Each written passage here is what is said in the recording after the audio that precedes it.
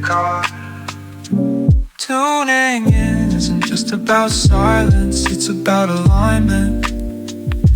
It opens your heart to His voice, it sharpens your spirit to discern His will, and it empowers you to grow and obey, even in the chaos of life.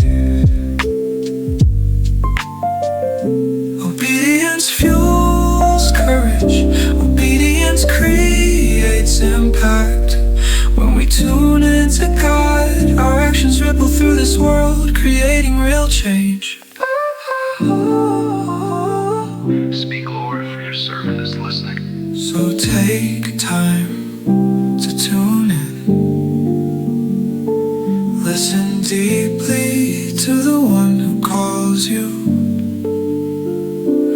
Live fully in the purpose He has for you.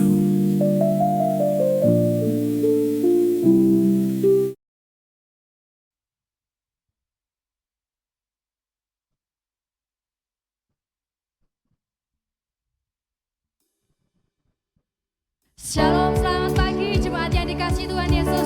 Mari kita siapkan hati kita, pikiran kita untuk memuji dan memuliakan nama Tuhan. Puji syukur Tuhan untuk kasih setiamu sepanjang hidup kami. Kami boleh berada di tempat ini Tuhan. Kami mau menyatukan hati kami, pikiran kami untuk tertuju kepadamu ya Tuhan Yesus. Berkati ibadah kami Tuhan, dari awal, pertengahan hingga akhirnya ke dalam tangan-Mu yang kudus. Haleluya, amin. Kami undang jemaat Tuhan untuk bangkit berdiri. Kita mau bersorak-sorak buat kemuliaan namanya. Haleluya.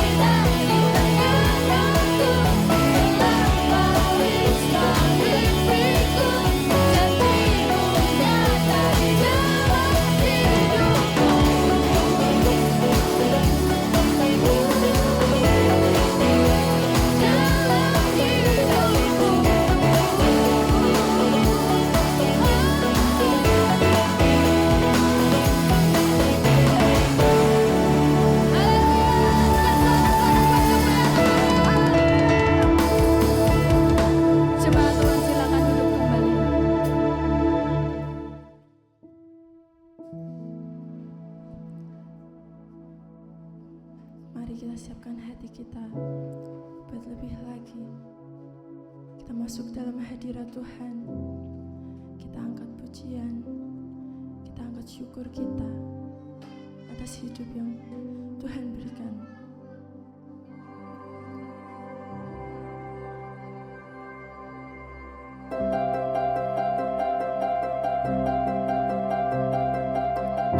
Tiada yang mustahil bagimu Tuhan, tiada yang tak mungkin dalam setiap nafas hidup kami mau terus memuji-Mu. Setiap nafas hidup kami mau terus mengagungkan nama-Mu.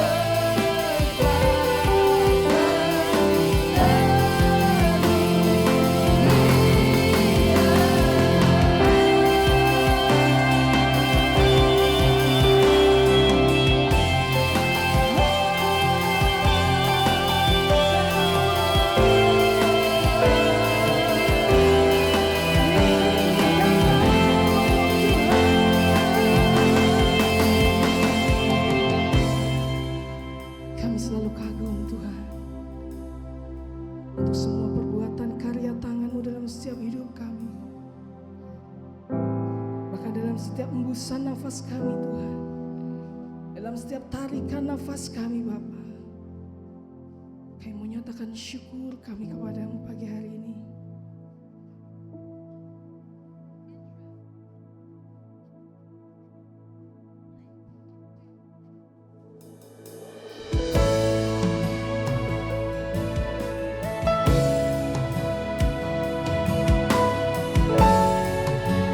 Semua yang boleh ada dalam setiap hidup kami Tuhan, hanya mengucap syukur.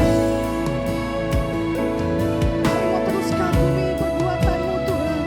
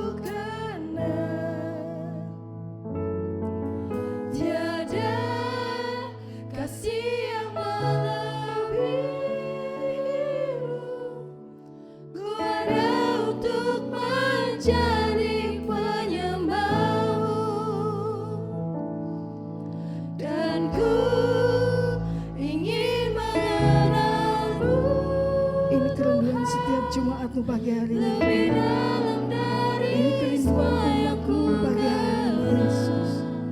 Mengenal Engkau lebih lagi Tuhan. tiada kasih yang lebih Mengerti segala sesuatu yang Kau beri itu adalah yang terbaik Tuhan. untuk menjadi Karena menjadi penyembahmu adalah bagian terindah buat setiap hidup kami, Yesus. dan ku ingin mengenalmu Tuhan lebih dalam dari semua yang ku kenal. Tiada kasih yang lebih ku ada untuk mencari. Nyatakan segala kerinduan, aku ingin mengenalmu Tuhan, ingin mengenalmu Tuhan lebih dalam dari semua yang ku kenal, lebih dari apa yang kami kenal Tuhan. Kami mau mengenal kasih yang ku ada untuk menjadi penyembah, dan ku ingin mengenalmu lebih dalam dari semua yang ku kenal. Tiada kasih yang lebih ku ada untuk menjadi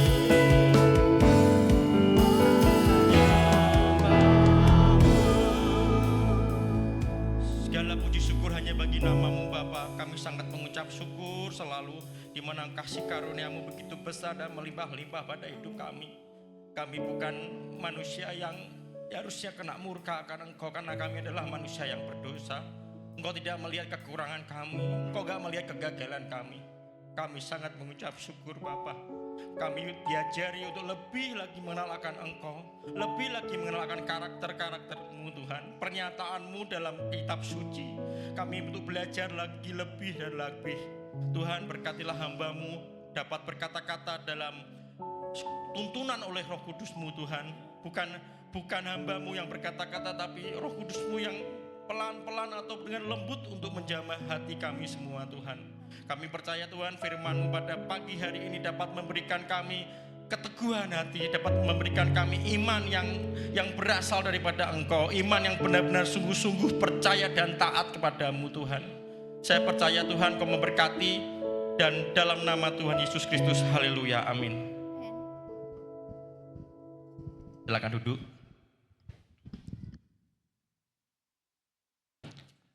Shalom. Hari ini kita akan membahas sungguh luar biasa, di mana iman melawan segala rintangan.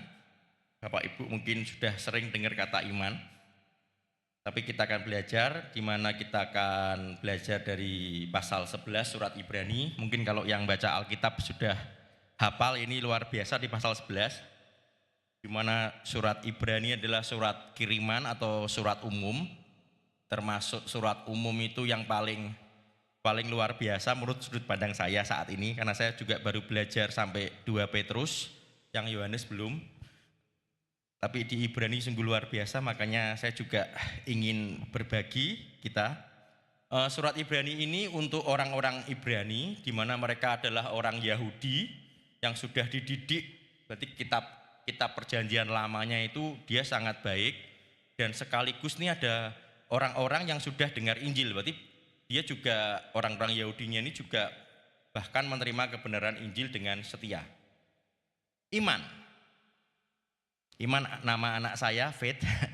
Iman menurut penulis Ibrani pasal 11, kita akan baca di ayat 1.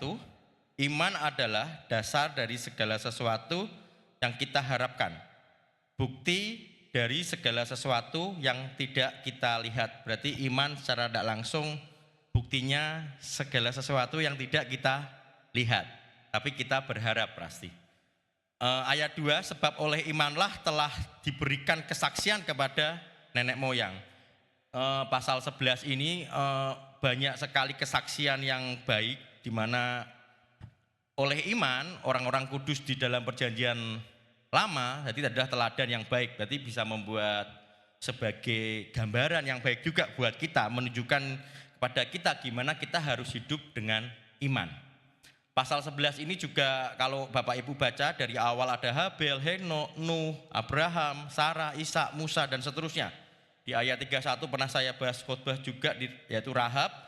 Tapi yang saat ini kita akan fokus saja ke ayat 32 sampai 35. Di mana kita akan mengetahui gimana kita bisa memiliki iman yang melawan segala rintangan. Kita akan baca Ibrani 11 ayat 32 sampai 35.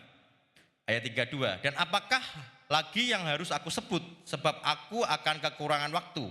Apabila aku hendak menceritakan tentang Gideon, Barak, Simson, Yefta, Daud, dan Samuel, dan para nabi. Ayat 33, yang karena iman telah menaklukkan kerajaan-kerajaan, mengamalkan kebenaran, memperoleh apa yang dijanjikan Tuhan, menutup mulut singa-singa. Ayat 34, memadamkan api yang dahsyat.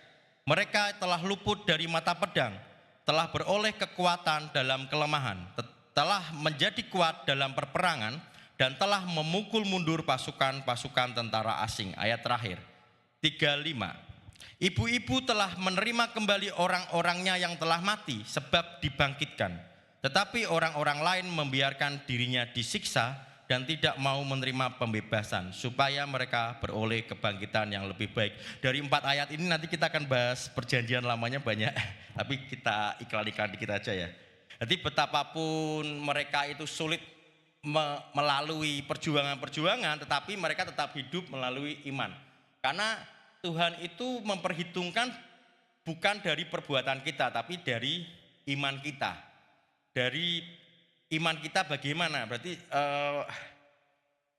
ayat 32 ini penulis itu ada 6 tokoh PL, di mana asumsinya tadi jelas di ayat 32 menyatakan secara sepintas. Berarti penulis ini menyuruh kita cara tidak langsung sudah hafal perjanjian lama. Hafal Bapak Ibu?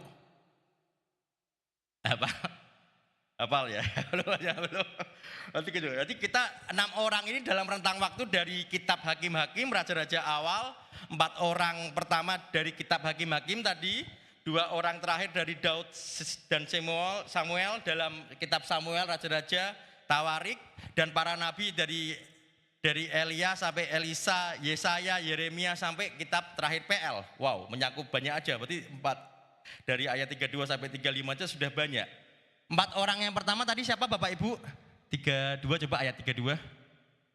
Siapa?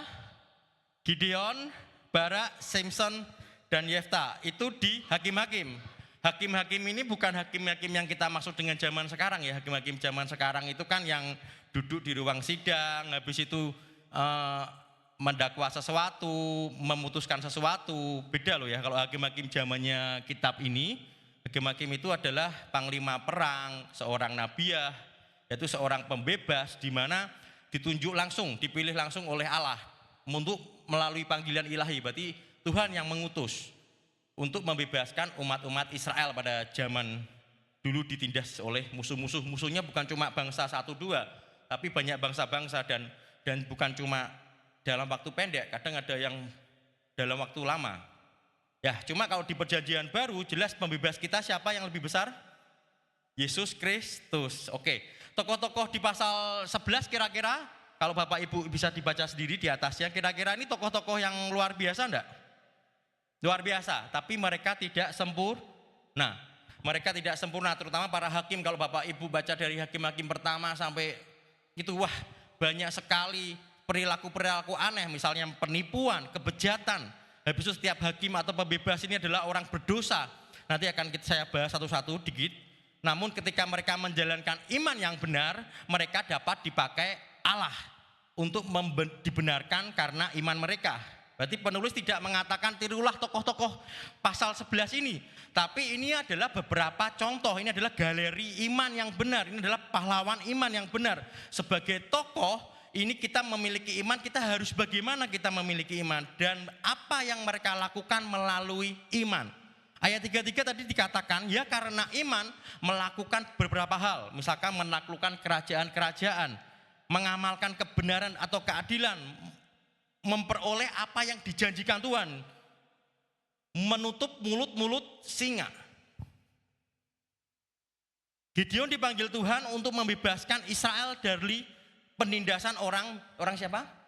Midian selama 7 tahun. Gideon dijanjikan kemenangan. Hakim-Hakim tidak usah dibaca, saya baca kilasnya aja. Hakim-Hakim 6 ayat 14 sampai 16, tapi saya tidak baca semua. Pergilah dengan kekuatanmu ini dan selamatkanlah orang Israel dari cengkraman orang Midian. Bukankah aku mengutus engkau? Tetapi akulah yang menyertai engkau. Sebab itu engkau akan memukul kalah orang Midian sampai habis. Kira-kira Gideon itu orang yang percaya diri? Tidak, Pastor Triyono luar biasa, yang Pak Asoro juga yang lain. Kira-kira percaya diri? Atau Gideon merasa orang yang layak? Atau Gideon dari suku yang besar? Gideon merasa ragu sebelum dipanggil Tuhan. Gideon ragu, tidak layak, saya dari suku yang kecil. Sampai Gideon itu minta tanda-tanda, dan tanda-tandanya itu gak cuma satu, dia minta 3 kali. Memastikan panggilan Tuhan. Berarti Gideon minta korban yang dihanguskan di api, akhirnya dihanguskan. Habis itu bulu domba yang basah, tanah yang kering dibikin. Habis itu dibalik lagi, Tuhan maaf, dibalik lagi. Domba yang kering, tanah yang basah dibikin. Baru dia mau percaya sama panggilan Tuhan. Sama dengan kita, selalu kita minta tanda karena kita kurang ragu. Tapi gak apa-apa, tanda kalau meningkatkan iman kita boleh dong. Tapi kalau tanda ini juga akhirnya kita tidak mau, berarti basa-basi itu. Gitu ya. Penggenapan Gideon di Hakim-Hakim 7, ceritanya jelas, Tuhan mengecilkan pasukannya dari 32.000 dikecilkan jadi 300 orang. Kalau secara strategi perang, ini tidak menguntungkan banget. Kok 32.000 dikecilkan lagi sama Tuhan jadi 300. 32.000 orang Israel, pasukan lawannya berapa kira-kira? 135.000 orang Midian. Kira-kira kalau secara lihat aja, kita kan ngomong kasat mata nih. Kasat mata menang apa kalah nih kira-kira Israel? 32.000 lawan 135.000. Menang? Dikecilin lagi, 300 lawan 135.000. Wah, Allah mencimutkan pasukan Gideon. Rencana perangnya juga sangat aneh. Jadi Tuhan memberi rencana yang kadang baginya Gideon mungkin aneh, atau bagi kita juga aneh. Berperang membawa obor, buyung, sangkakala. Sudah kecil, senjatanya juga cuma bawa obor, buyung, sangkakala. Tapi Gideon memiliki iman. Dia percaya dan taat sama Tuhan atau rencana Allah. Makanya Gideon meraih kemenangan. Barak jelas tahu, Barak berhubungan dengan Deborah, bukan Deborah tapi Deborah. Berarti gitu.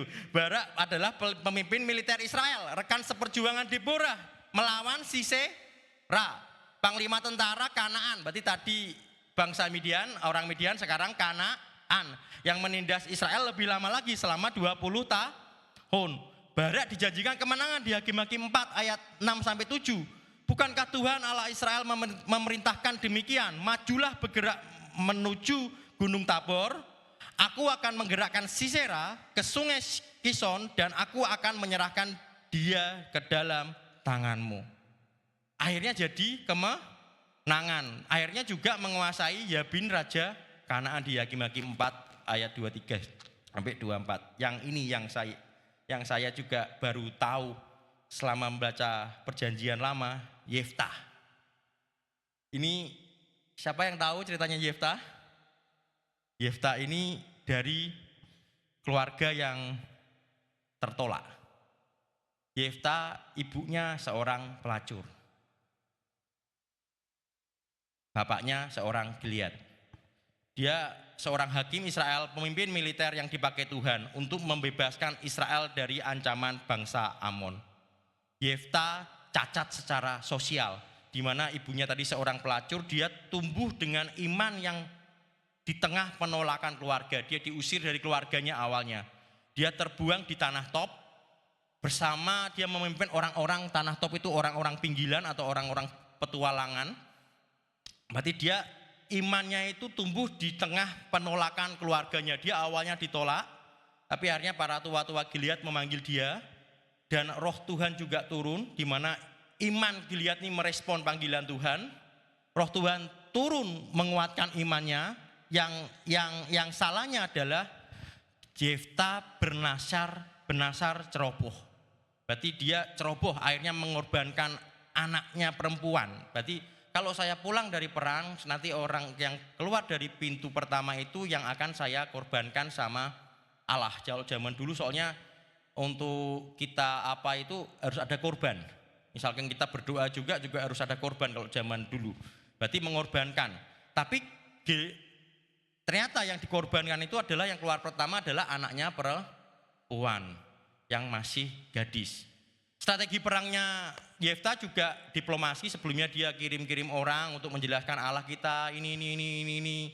Dan akhirnya dia berperang, tapi dia minta pertolongan Allah, di mana iman membawa kemenangan. 300 orang lagi pasukan mengalahkan Amon. Allah dapat memakai Yefta. Berarti orang yang ibaratnya terbuang pun, orang yang ibaratnya kepahitan pun sebelumnya juga bisa dipakai oleh Allah. Tapi dia memiliki iman yang percaya dan taat kepada Allah. Daud jelas tidak usah banyak dijelaskan, Daud tahu ya. Daud memperoleh janji-janji juga. Janji-janjinya akan dari keturunanmu akan mendirikan rumah bagi namaku. Aku akan mengokohkan tahta kerajaan untuk selama-lamanya. Pas zaman digenapi di awal, di mana Salomo mendirikan rumah, yang digenapi kemudian adalah kerajaannya kokoh sampai selama-lamanya, karena Raja Damai bertahta di tahta Daud. Kerajaannya kerajaan kebenaran. Ayat 33, menutup mulut-mulut singa. Daniel jelas di dalam gua singa. Tapi Simson dan Daud juga sering melawan singa. Memadamkan api yang dahsyat di ayat 34. 3 orang Yahudi, Sadrah, Mesah, Abednego, Tuhan melepaskan mereka dari api yang dahsyat. Tapi mereka memiliki iman, di mana raih kemenangan, mereka tidak hangus karena api. Luput dari mata pedang. Daud jelas hormat pada Tuhan, makanya dia tidak punya kesempatan untuk bunuh Saul, tapi dia tidak mau, dia menghormati Tuhan, dia taat, dia berkenan di mata Tuhan. Dia lari dari Saul, luput dari mata pedang. Kemarin habis dari Kit ngomong tentang Nabi Elia lari ke Gunung Horeb, dia juga dikejar sama Ratu Isabel, sama mau dibunuh. Ya, ayat 35 berbicara, ibu-ibu telah menerima kembali orang-orang yang telah mati. Wanita janda Sarfat, putranya telah meninggal, yang minta dibikinin makanan, ketemu sama Elia, tapi Elia memiliki iman, di mana Tuhan menjawab doa Elia. Akhirnya Allah membangkitkan putra janda Sarfat. Jadi Elia juga memiliki iman dan raih kemenangan. Tuhan juga memakai orang, seperti janda Sarfat itu juga bukan orang Israel. Dia mau juga taat, disuruh Elia juga mau. Kalau bikin ini saya mati gimana? Nanti buli-buli saya habis gimana? Tapi ternyata Tuhan memberi mukjizat yang luar biasa, dan yang lebih ngerinya anaknya meninggal, akhirnya bisa bangkit. Karena mereka percaya dan taat. Ada lagi siapa nabi yang mengikuti Elia, yaitu Elisa. Di 2 Raja-Raja 4, Elisa ke rumah perempuan Sunem. Sunem ini adalah orang yang punya, di mana Elisa ini dibikinkan tempat tidur, awalnya dikasih makan, habis itu dibikinkan tempat singgah oleh perempuan Sunem ini. Dan Elia menubuatkan bahwa kamu nanti tahun depan akan memiliki anak laki-laki. Ya, tapi awalnya perempuan Sunem, jangan dijanjikan gini, saya jangan dijanjikan gini. Awalnya dia begitu. Tapi ternyata benar kata Elisa, di mana akhirnya tahun depan dia memiliki anak laki-laki, tapi anak laki-lakinya waktu itu meninggal. Akhirnya tapi perempuan Sunem ini tetap percaya, dia lari ke rumahnya Elisa, dan Elisa akhirnya mendoakan dengan, saya mungkin tidak tahu detail kronologinya gimana waktu di sana, tapi juga pasti kita sebagai manusia juga pasti mungkin minta tolongnya luar biasa karena ini meninggal gitu. Dan akhirnya melalui kuasa Tuhan, perempuan anaknya yang laki-laki itu bangkit. Elisa juga memiliki iman dan raih kemenangan.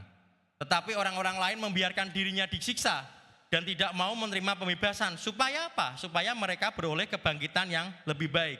Berarti tadi ada cerita kebangkitan, berarti kebangkitan lebih baik, dimana lebih baiknya itu daripada kebangkitan tadi yang ada di perjanjian lama. Kebangkitan yang berarti hidup selamanya, yang tidak pernah mati lagi. Bapak Ibu percaya bahwa kita tidak pernah mati kembali karena Yesus sudah bangkit? Jadi ini sungguh luar biasa. Dan dari cerita kita belajar tadi, kita dapat memiliki iman titik-titik. Ada 3 hal. Yang pertama, aku dapat memiliki iman apapun yang aku hadapi. Ini di Ibrani ini adalah orang Kristen yang telah keluar dari agama Yahudi abad pertama. Tapi orang Kristen ini juga mengatakan yes sama Yesus. Dia juga percaya di bawah perjanjian lama. Setelah iman kepada Yesus Kristus, mulailah dialami penganiayaan karena imannya. Berarti ada yang aliran masih yang lama, atau kata pastor yang Yahudi rabbinik, di mana yang masih mulai alami penganiayaan, di mana mereka itu ingin mengembalikan untuk cara hidup ibadah yang lama, cara hidup dengan perjanjian lama yang seperti hukum Taurat, sunat dan lain-lain. Berarti yang percaya Yesus ini akan alami ditolak, diusir dari bait suci malah kalau bisa, karena pemimpin-pemimpinnya juga kalau bisa harus mengikuti cara seperti itu agar kita selamat, terputus dari teman atau sistem yang mendukung mereka dan dianiaya agar kembali ke cara yang lama. Penulis Ibrani sering berkata bahwa jangan lakukan itu, karena sebelumnya kalau kita lihat ada Yesus lebih baik dari perjanjian lama, para malaikat lebih baik dari para malaikat, lebih baik dari Nabi Harun, Musa, Yosua, dan lebih baik dari korban binatang. Karena tiap kali korban pada perjanjian lama, korban binatang itu menunjukkan kepada Yesus, anak domba Allah, penghapus dosa dunia. Pasal 11, lihatlah orang-orang yang hidup dengan iman. Contoh bagi kita, mereka hidup dengan iman. Apapun yang terjadi, apapun yang dihadapi, mereka mempercayai Allah. Terus maju dengan iman. Tanggung tantangannya, hadapi rintangannya, berjalan melalui hal-hal yang tidak diketahui. Hentikan mulut-mulut singa, memadamkan ganasnya api, melarikan diri dari mata pedang. Jika mereka dapat melakukan itu di perjanjian lama, ataupun banyak sekali rasul-rasul yang dapat melakukan itu di perjanjian baru, kita pun juga dapat memiliki iman apapun yang aku hadapi. Berarti Allah menyertai Daniel di gua singa, Allah menyertai 3 orang Yahudi di perapian yang berapi-api, Allah menyertai Daud yang kecil melawan Goliat yang raksasa, Allah juga menyertai Bapak Ibu dan saya. Allah juga menyertai Bapak Ibu dan saya. Kita dapat memiliki iman apapun yang aku hadapi. Bukan kita ngomong di gereja kita memiliki iman, tapi sampai di luar kita mendapatkan sesuatu tantangan, sesuatu hal yang menguji kita, tapi endingnya kita jadi galau, atau kita akhirnya malah curhat sana, curhat sini, curhat sana, curhat sini. Sebenarnya malah harusnya kita ngomong sama Tuhan, kita berdoa sama Tuhan, kita cari Tuhan, kita cari gimana ya Tuhan, atau kita percaya kalau misalnya sampai gak bisa tidur, lebih baik kita baca akan kebenaran Tuhan. Berarti apapun yang terjadi, Allah menyertai kita. Kita memiliki iman apapun yang akan aku hadapi. Yang kedua, aku dapat memiliki iman tak peduli kekuranganku. Gideon memiliki kekurangan, terkadang tidak yakin, merasa tidak layak. Ini banyak sekali dari kita, bukan cuma dari jemaat, mungkin terkadang dari tim inti pun tim sama pun kita merasa terkadang tidak layak, masa tidak yakin? Mungkin yang para pelayan juga pernah merasakan sama, saya tidak layak, saya kurang pede, merasa paling kecil. Daud berzina dengan Batseba, membunuh juga suaminya Uria. Simson adalah seorang yang bebas secara seksual, lemah pada perempuan Filistin, sering bertindak sangat ceroboh, padahal dia adalah Nazir Allah, tidak taat. Orang yang cacat dengan masa lalu masih belajar memahami, melayani Allah tuh yang benar, yang hidup bagaimana.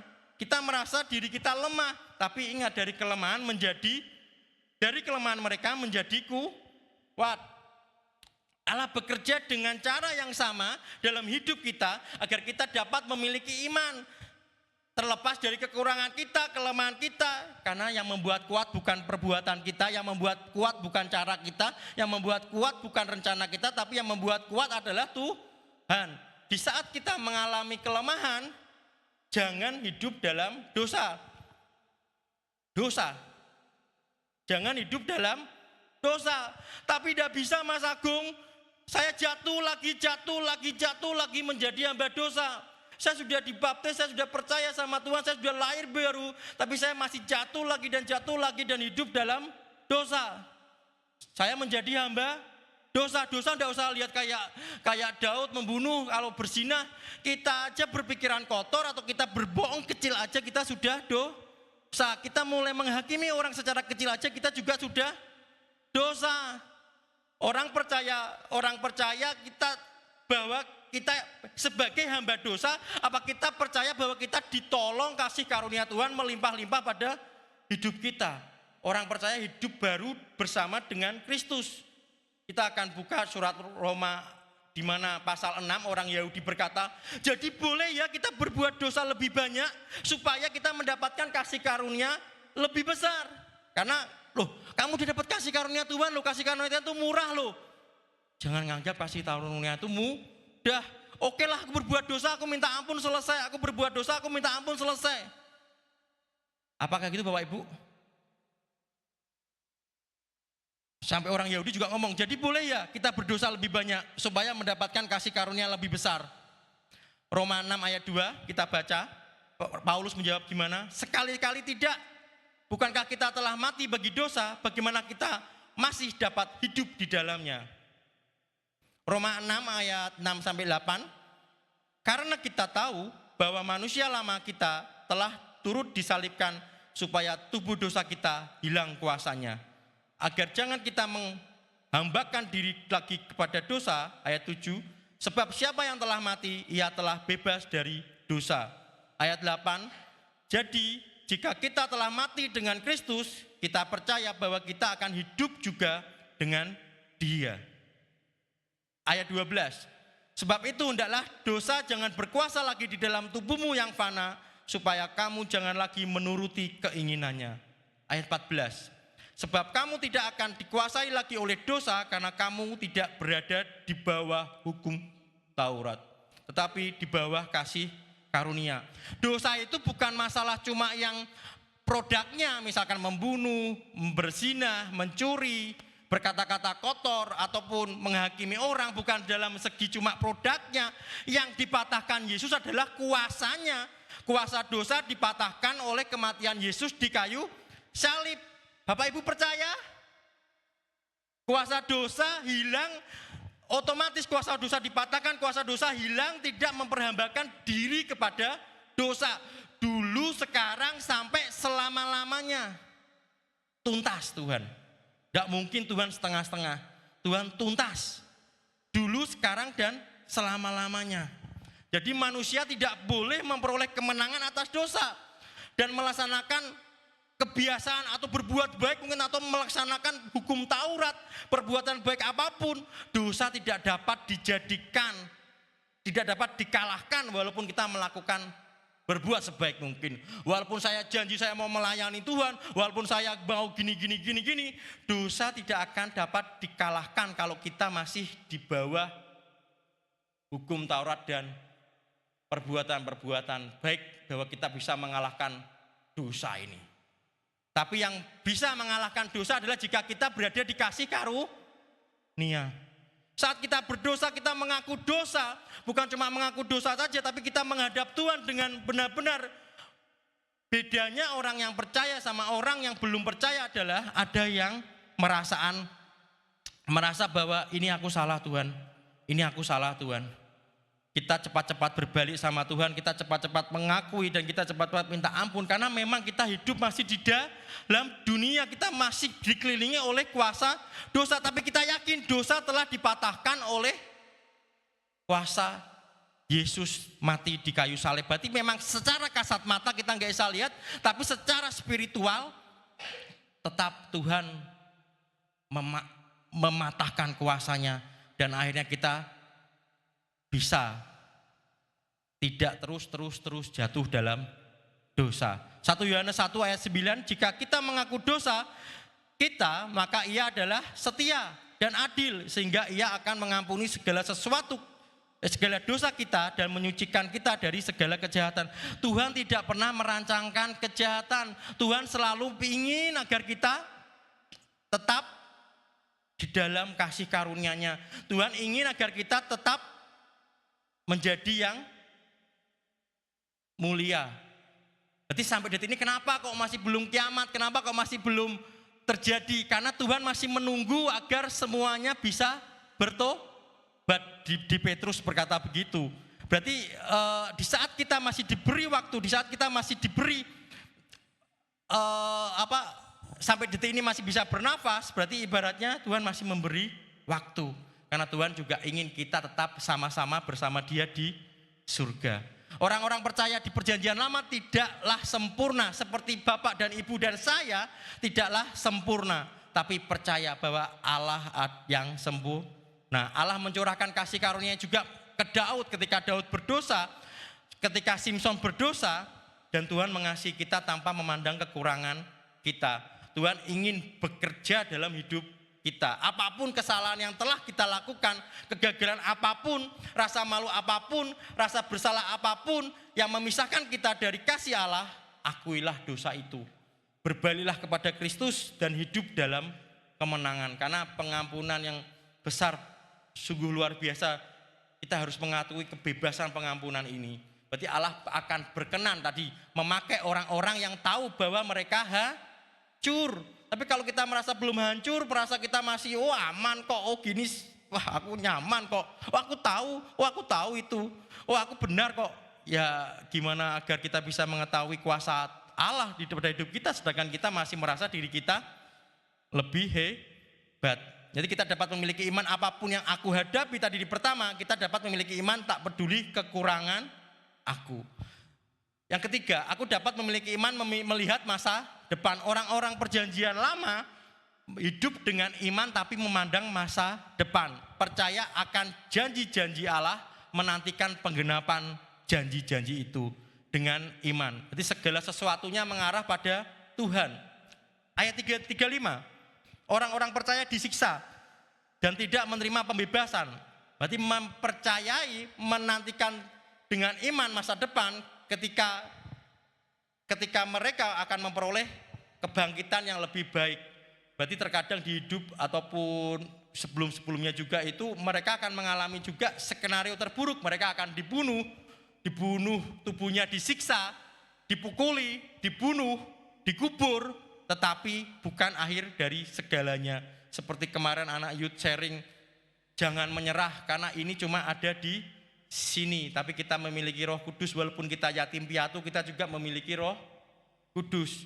Berarti mereka tahu bahwa mereka ada kebangkitan yang lebih baik. Berarti Allah akan membawa jiwa mereka selamat ke surga, dan bahwa suatu hari nanti Tuhan akan membangkitkan tubuh kita yang fana ini menjadi tubuh yang mulia. Amin Bapak Ibu. Berarti iman yang melihat masa depan dan hidup itu adalah hal-hal yang penting, lebih kekal. Mencintai apa yang penting dan mengasihi Tuhan lebih dari kehidupan. Apakah kita mengasihi Tuhan lebih dari hidup kita? Apakah kita mengasihi Tuhan lebih dari keluarga kita? Apakah lebih dari tabungan-tabungan kita? Ataukah lebih dari uang kita? Benar Bapak Ibu? Lebih dari harta kita? Wah, gak ada jawab. Lebih dari dunia yang fana ini? Pandanglah masa depan dengan lensa, kalau kita ngomong beberapa pendeta ngomong itu dengan kacamata ini ada lensa, di mana ada dengan lensa kebenaran, lensa rohani, di mana kita yakin bahwa di masa depan kita akan bangkit dan janji-janji Tuhan itu benar dalam Yesus Kristus. Kita akan memiliki iman melihat masa depan di dalam Yesus. Melalui kematian menuju kehidupan kekal yang sebentar lagi kita akan rayakan lagi di mana Paskah di April. Jadi kita harus cintailah Yesus, hiduplah bagi Yesus, pandanglah Yesus. Kalau selamat, selamat. Tapi kalau kita selamat gak Bapak Ibu? Selamat, amin. Jadi kalau kita selamat, tapi bukan cuma selamat. Kita akan diproses Tuhan lagi untuk lebih lagi. Bukan cuma mementingkan diri sendiri, tapi kita juga membawa orang-orang yang masih belum selamat. Ataupun tidak usah gaya-gaya membawa sih, tapi kita bisa mencerminkan di mana orang bisa melihat Yesus di dalam hati kita, agar orang mengenal kabar baik, di mana kabar baik itu adalah Yesus sendiri. Dan bukan cuma kita yang selamat, tapi kita sama-sama bersama-sama Yesus untuk bangkit. Mari kita akan menyanyikan lagu di mana kalau Bapak Ibu pelajari teksnya, bila ku buka mataku dan lihat wajahmu, ku terkagum.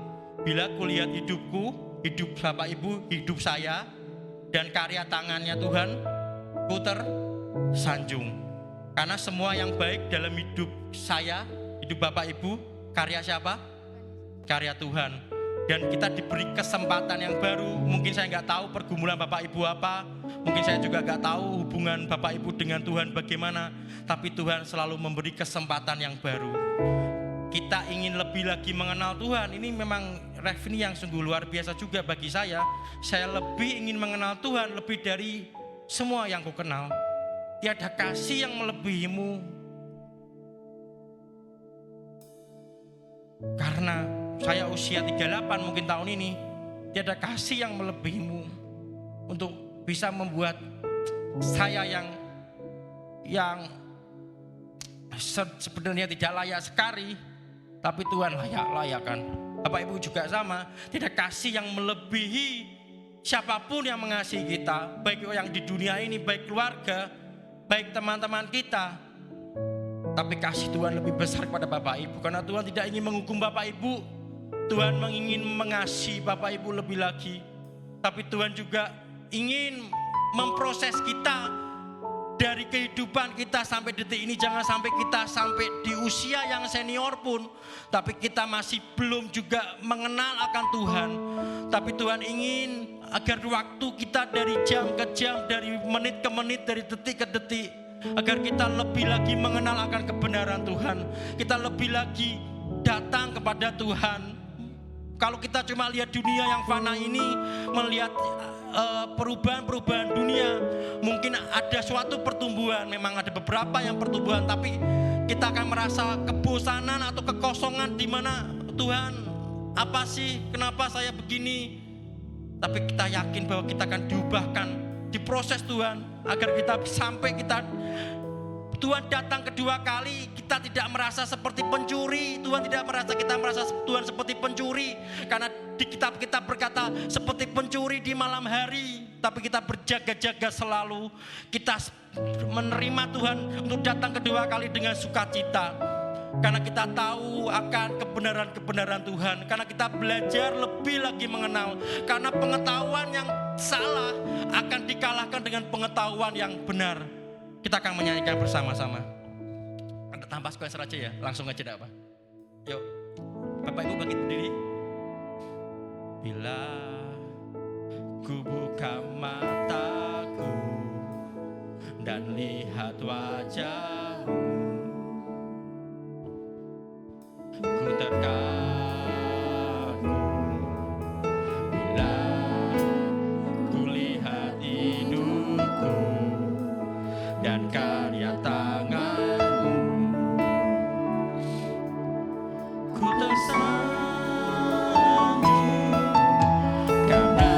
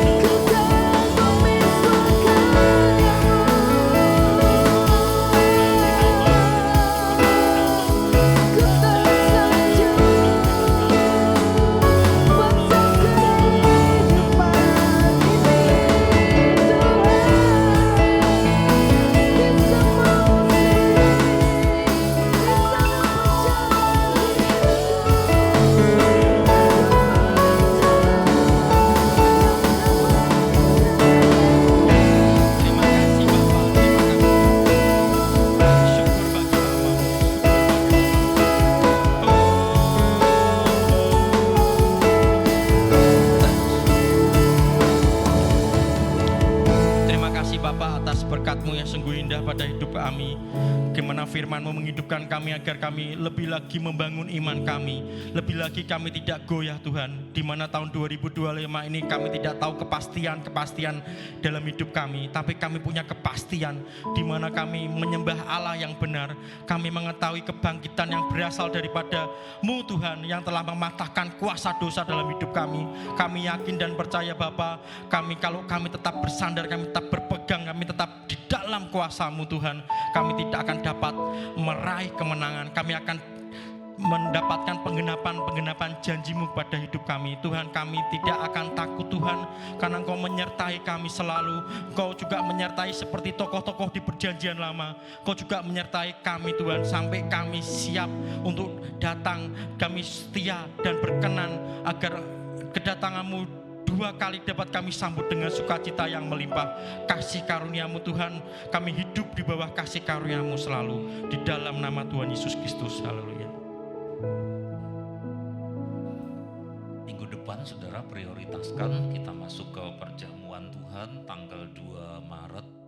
Jadi sempatkan di atas segala acara yang lain. Terus hari Rabu ada persekutuan senior ya. Mari yang 50 tahun ke atas, kita tidak tahu diberi umur sampai berapa, kita bersekutu pukul 7 ya. Bapak, kami mau mempersembahkan persembahan sebagai tanda syukur kepadamu. Kuduskan apa yang hendak kami kumpulkan bersama-sama dan boleh dipakai untuk mendukung pekerjaan pelayanan dalam gereja ini. Tidak ada satupun yang sia-sia yang kami aturkan, bukan sebagai kewajiban tetapi sebagai tanda cinta kepada Engkau. Karena Engkau sudah cinta kepada kami terlebih dulu. Di dalam nama Tuhan Yesus. Dan ku ingin mengenalmu Tuhan.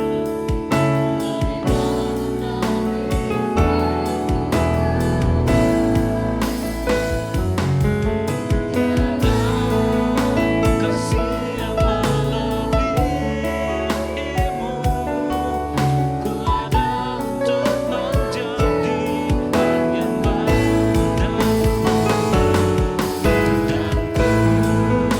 ingin mengenalmu Tuhan, lebih dalam dari semua yang ku kenal. Tiada kasih yang melebihimu, ku ada untuk menjadi penyembah-Mu.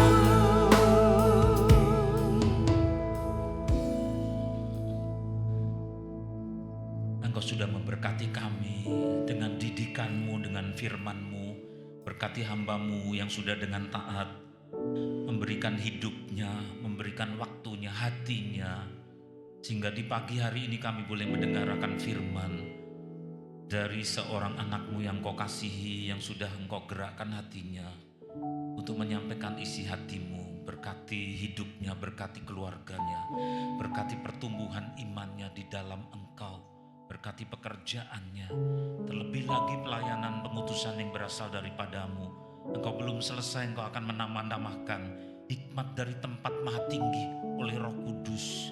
Begitu juga dengan seluruh jemaat ini Tuhan, dari yang tua sampai dengan anak-anak. Engkau mengasihi mereka semua, tilik mereka ya Bapa. Tidak seorang pun yang luput dari kasih karunia dan pemeliharaan-Mu. Sehingga segala kutuk-kutuk turunan, segala ikatan-ikatan kuasa dosa semua dilepas di dalam nama Tuhan Yesus. Segala macam pergumulan yang belum memperoleh jawaban, doa-doa yang masih mereka pergumulkan, Engkau akan menjawab oleh karena iman mereka kepada Engkau Tuhan. Karena iman pun adalah anugerah daripada-Mu. Pada saat kami kekurangan iman, tambahkan kepada kami. Kami membuka hati kami lebar-lebar, mengangkat tangan kami kepada Engkau. Inilah seluruh jemaat-Mu Tuhan, Kau mengasihi mereka. Dicurahkanlah berkat penyertaan, pembelaan, pemeliharaan pada hari ini di dalam nama Allah Bapa di surga. Kasih karunia Juru Selamat kami yang hidup, Tuhan Yesus Kristus, serta penyertaan dan meterai oleh Roh Kudus menjelang hari kiamat. Di dalam nama Tuhan Yesus, kami semua yang percaya berkata bersama, amin. kami.